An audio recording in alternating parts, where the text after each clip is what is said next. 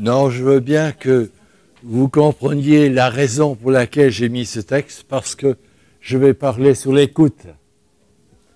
Alors, j'espère que... Je sais qu'il y a dans l'auditoire des personnes qui ont des difficultés avec les oreilles. J'en ai moi-même. Pour la simple et unique raison, c'est que lorsque j'ai fait mon service militaire, on m'a recruté, on m'a formé pour être un pointeur sur une pièce d'artillerie 155, c'est-à-dire le plus gros calibre qui existe sur l'armée de terre. Et il y a un endroit où il faut se trouver et il y a un endroit où il ne faut pas se trouver. L'inconvénient, c'est que moi, j'étais le pointeur, et le pointeur, il se trouve absolument sur le côté gauche de la pièce, et il doit scrupuleusement mettre en place les données qui sont transmises par les transmetteurs pour dire où ce que l'on doit obtenir comme objectif. En réalité, dans la pièce par elle-même, on est tout à fait à côté du canon. Et lorsqu'il y a 155 qui part, c'est quand même un obus qui fait à peu près 50 kg, avec une gargousse de poudre qui est relativement importante, pour que ce 55 kg aille autant que possible dans les 25 ou 27 km plus loin. Et aujourd'hui, avec la perfection, les fameux camions, les canons et canons César que l'on a donnés gratuitement à l'Ukraine, ils ont ces mêmes appareils, sauf qu'ils tirent à 40 km. Et il n'y a pas de silencieux là-dessus. Et ensuite, à l'époque, donc ça c'est quand même 1969, nous n'avions pas de bouchon pour les oreilles non plus. Pas de casque anti-bruit. Et lorsque j'ai quitté l'armée, on avait cette fameuse visite de libération, et on a effectivement constaté que j'avais perdu un peu de l'ouïe. Pas de ce côté, mais de ce côté. Alors merci de ce matin. Nous voulons être attentifs à l'écoute. Être conscient qu'il y a un langage extraordinaire qui existe, qui est le langage des signes. Lorsqu'on est arrivé au langage des signes, ça signifie qu'on n'a plus la capacité de réellement entendre. Il y a tellement de personnes qui peuvent être handicapées, mais je suis toujours étonné de voir que dans les personnes handicapées elles-mêmes ne se perçoivent pas comme handicapées. J'ai un ami qui est aveugle, et ça va peut-être vous surprendre, mais il a fait une formation pour la botanique appliquée en allant à Hawaï pour étudier cela. Alors essayez de vous imaginer, la responsabilité, c'est de créer des massifs de fleurs pour les municipalités, pour des choses les plus diverses, et lui-même est aveugle. Alors, surprise, hein? Il y a la même chose d'un aveugle qui se déplace dans la ville de Paris. Il est non-voyant et il prend le métro et je ne sais combien de stations qu'il prend pour aller à son poste de celui qui répond au téléphone dans une administration. Alors, le texte que j'aimerais prendre ce matin, où on le connaît certainement bien, c'est 1 Samuel chapitre 3.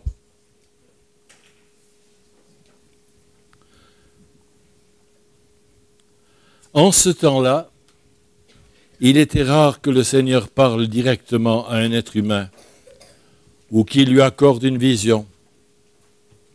Une nuit, le prêtre Élie, qui était devenu presque aveugle, dormait à sa place habituelle. Samuel, aussi dormait. Il était dans le sanctuaire du Seigneur, près du coffre de l'Alliance. Avant l'aube, alors que la lampe du sanctuaire brillait encore, le Seigneur appela Samuel. Celui-ci répondit « Oui, maître ». Puis il a couru auprès d'Élie. Et il lui dit « Tu m'as appelé, voici ». « Je ne t'ai pas appelé, dit Élie. Retourne te coucher. » Samuel alla se recoucher. Une seconde fois, le Seigneur appela Samuel. Et l'enfant se leva et revint dire à Élie, « Tu m'as appelé, me voici. » « Non, mon enfant, répondit Élie, je ne t'ai pas appelé. Retourne te coucher. Samuel ne connaissait pas encore personnellement le Seigneur, car celui-ci lui avait jamais parlé directement jusqu'alors. Et pour la troisième fois, le Seigneur appela Samuel.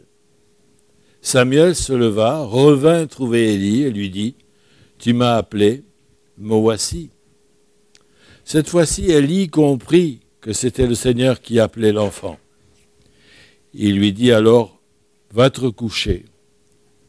Et si on t'appelle de nouveau, tu répondras, « Parle, Seigneur, ton serviteur écoute. » Samuel alla donc se recoucher à sa place. Le Seigneur vint et se tint là, comme les autres fois. Il appela Samuel, Samuel, et l'enfant répondit, « Parle, ton serviteur écoute. » Dans cette histoire, j'ai essayé de replacer les choses telles qu'on peut se l'imaginer. Le tabernacle, la tente de Dieu, est encore présente. Il n'est pas question de temple. C'est sous l'étoile des tentes. Et il y a quelque part un endroit, un privilège un peu particulier. Élie, avec ses difficultés visuelles, avait quelques difficultés à se trouver et ne pas trébucher à l'endroit où il fallait justement pas trébucher, c'était dans le sanctuaire par lui-même. Et Samuel, qu'on estime à peu près à 12-14 ans, a fait ce qui correspond à, pour le monde catholique ou le monde protestant, à une période qui est une période où il est capable de citer et réciter les 10 commandements. La correspondance chez nous serait la première communion ou la confirmation. Il y a quelques... On pourrait s'imaginer cela, mais il avait un privilège particulier puisque lui dormait près du coffre sacré. Ce privilège était particulier parce que Dieu avait déjà un plan pour quelqu'un qui était en mesure d'écouter. Samuel, on pourrait croire qu'avoir 3 fois cet appel, 3 fois aller chez la même personne qui lui fait comprendre comme quoi il ne l'a pas appelé, on pourrait s'imaginer à 12-14 ans, ai-je trop dormi ou peut-être pas assez? Alors, la voix que Dieu est capable de nous communiquer, la manière dont il veut que nous puissions entendre, la voix de Dieu doit être accompagnée de conseils. Il y a beaucoup de voix. On peut entendre beaucoup de choses. On peut être surpris d'avoir entendu, comme le texte nous le rappelle. On s'imagine pas mal de choses, mais par contre, la voix de Dieu est importante dans notre vie. La voix de Dieu doit être accompagnée de conseils. Et je vous citerai simplement, parce que le texte, vous le connaissez certainement par cœur, c'est le psaume 119, le psaume de cette fameuse parole écrite. « Ta parole est une lampe à mes pas, une lumière qui éclaire mon sentier. » On a besoin d'être absolument sûr de qui nous parle. On a besoin d'avoir une écoute exercée. On doit vérifier. Alors il y a quelque chose que je découvre dans ce texte, même si on le connaît parfaitement, c'est la sympathie et l'amour de Dieu c'est de répéter plusieurs fois la même chose.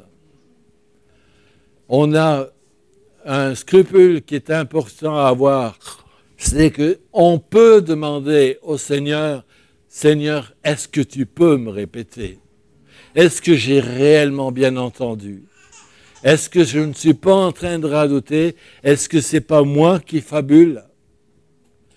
Mais il peut nous rappeler, il peut nous répéter, parce que cette parole, elle est en mesure de nous guider pas après pas. Le Seigneur dit aussi, je t'enseignerai, je t'indiquerai le chemin à suivre, je te donnerai un conseil, je garderai mes yeux fixés sur toi. On n'est jamais dans le doute. On est dans une perspective d'être en permanence à ses côtés. Ensuite, la voix de Dieu est un confort, c'est quelque chose de précieux. Il y a ce texte qui est dans l'épître de Paul aux Colossiens, comme en ce moment on prenait l'épître aux Éphésiens dans l'étude biblique. Il y a un rapport très, très extraordinaire entre les deux épîtres, les Colossiens et les Éphésiens. Il y a des choses qui sont répétées dans chacune de ces épîtres. Et Paul disait que la paix de Christ règne dans vos cœurs. C'est en effet à cette paix que Dieu nous a appelés en tant que membres d'un seul corps. Soyons reconnaissants. C'est Colossiens chapitre 3, verset 15. La voix doit être confirmée.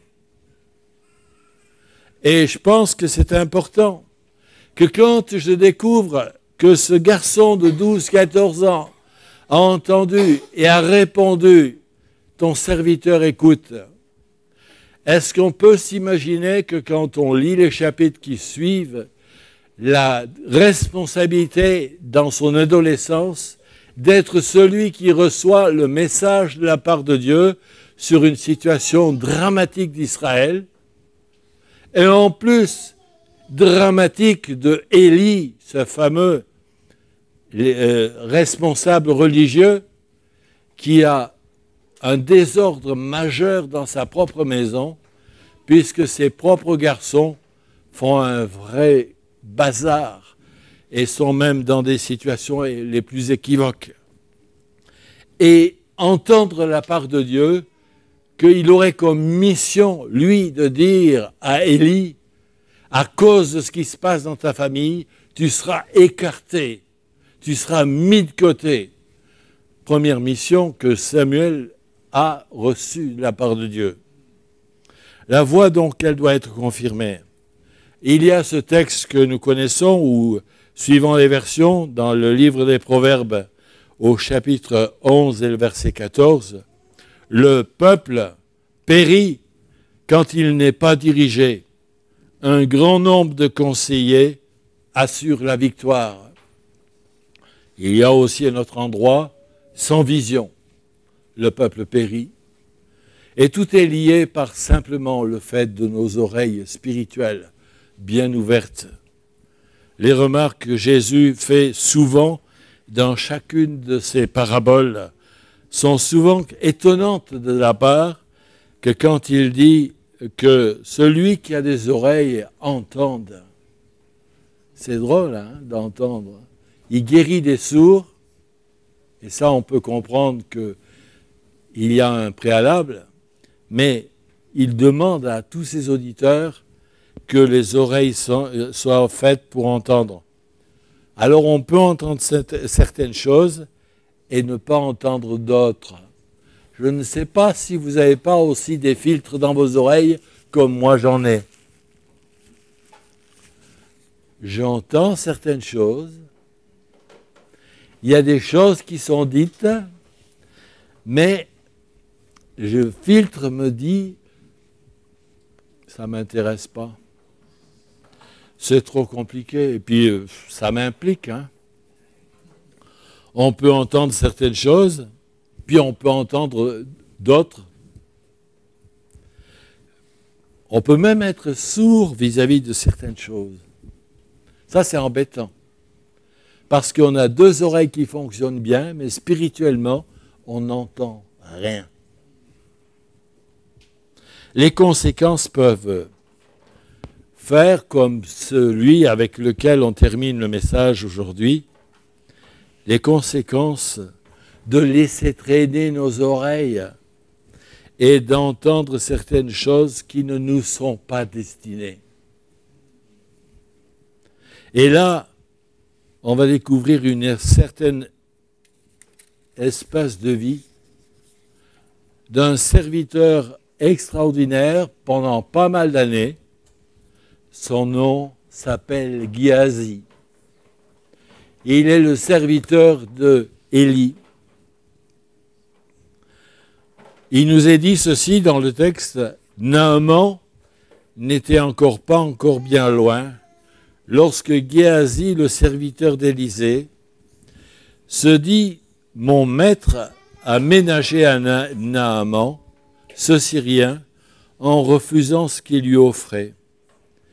Eh bien moi, aussi vrai que le Seigneur est vivant, je vais le rattraper et j'obtiendrai quelque chose de lui. Et Géasi courut pour le rattraper, et quand Naaman le vit accourir, il sauta de son char et se précipita vers lui en lui demandant « Tout va bien ?»« Tout va bien, » répondit Géasi. « Mon maître m'a simplement envoyé te dire que 2 des membres d'un groupe de prophètes viennent d'arriver chez lui, venant de la région montagneuse d'Éphraïm. Il te prie de donner pour eux 30 kilos d'argent et 2 habits de fête. Accepte de prendre 60 kilos d'argent, lui dit Naaman. Il insista et mit l'argent dans 2 sacs. Il prépara aussi 2 habits et fit porter le tout par 2 de ses serviteurs qui accompagnèrent Géasi. Lorsqu'ils arrivèrent à l'endroit appelé Ophel, Géasi reprit les sacs et les habits, et il les déposa chez lui. Puis il renvoya les serviteurs de Naaman. Géasi retourna auprès de son maître et lui demanda « D'où viens-tu, Géasi ?»« Je suis allé nulle part, maître. » répondit-il. Élisée reprit, « Crois-tu que je n'ai pas vu en esprit cet homme qui sautait de son char et qui venait à toi? Est-ce le moment d'accepter de l'argent ou de beaux habits, des oliviers et des vignes, du petit et du gros bétail, des esclaves et des servantes? La lèpre de Naaman va s'attacher à toi et tes descendants pour toujours. » Et quand Géasi quitta Élisée, son corps couvert de lèpre est devenu blanc comme la neige. Quand on lit ce texte, on se pose cette question, pourquoi a-t-il laissé traîner ses oreilles, Géasi? Ce qui lui a proposé, c'est ce que Élisée avait refusé. Ce Naaman était un peu frustré au départ, parce que Naaman, quand il est venu, il s'entend dire par la voix de Géasi, il faut que tu ailles te tremper dans le Jourdain. Mes amis, le Jourdain, pour l'ayant vu moi-même, c'est loin d'être un endroit où on peut se baigner. S'il y a un fleuve boueux, on pourrait croire qu'il y a quelqu'un qui s'est amusé à tournicoter dans la zone la plus boueuse, mais c'est permanent, c'est le fleuve qui est vivant. Et lorsque il commence à faire cette comparaison, il est venu avec toute une approche diplomatique de l'argent, de l'or, des vêtements. Alors, les vêtements, on peut comprendre, il est lépreux. Hein.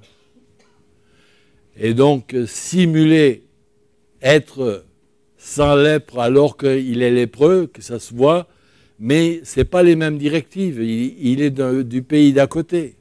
En Israël, le lépreux, il devait avoir sa clochette pour signaler qu'il était lépreux, pour qu'on ne s'approche pas de lui. l'impureté. Et là, Géasi a laissé traîner ses oreilles en disant, il a tout refusé, moi je vais m'organiser. Et frères et sœurs, nous avons besoin de découvrir combien c'est important d'avoir les oreilles dans la bonne direction. La signification de Géasi est importante.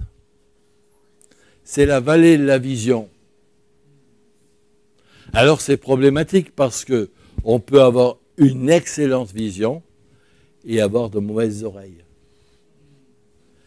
Et le Géasi, il l'a payé cher puisque son péché, c'est que son péché l'a écarté d'une manière définitive, non seulement lui, mais tous ceux qui suivent derrière.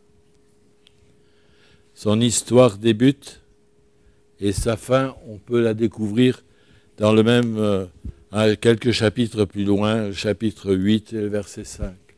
Une triste fin. Que nous puissions ce matin réaliser combien il est important d'entendre la voix de Dieu. Soyons comme ce Samuel qui a peut-être pas réagi tout de suite de savoir qu'il est allé vers Élie alors qu'il aurait dû répondre simplement à Dieu. Nous avons le même Seigneur que nous servons. Nous avons peut-être une dureté de l'oreille spirituelle. Essayons de nous exercer à toujours entendre et dire comme Samuel a pu dire, « Seigneur, j'entends, me voici, je suis à ton service. » Que le Seigneur nous bénisse ce matin, alors que maintenant nous allons partager ensemble cette table. Alors, nous allons prier envers toi. Que ton Saint-Nom soit béni, Seigneur, parce que tu veux permettre que nos oreilles spirituelles, peut-être aussi comme celles de physique, nous puissions entendre ta voix, Seigneur. Que ton Saint-Nom soit béni, Seigneur, pour ta parole. Amen.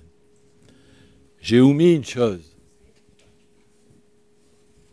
Il y a quelqu'un que j'aime, mais je ne vais quand même pas vous faire subir cela parce que c'est un peu long. Un homme sourd, mais je dis bien sourd comme un pot. Beethoven. La 9e symphonie. On peut en mettre un bout. Ça dure 2 heures normalement. Mais que quand on est expert en musique, ce que je ne suis pas, c'est de découvrir la prouesse du début et la prouesse de la fin.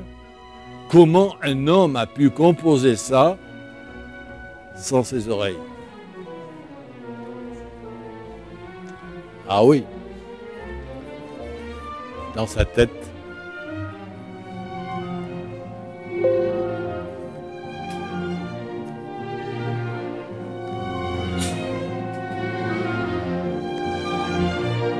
En plus, il y avait plusieurs versions. C'était un chantier permanent.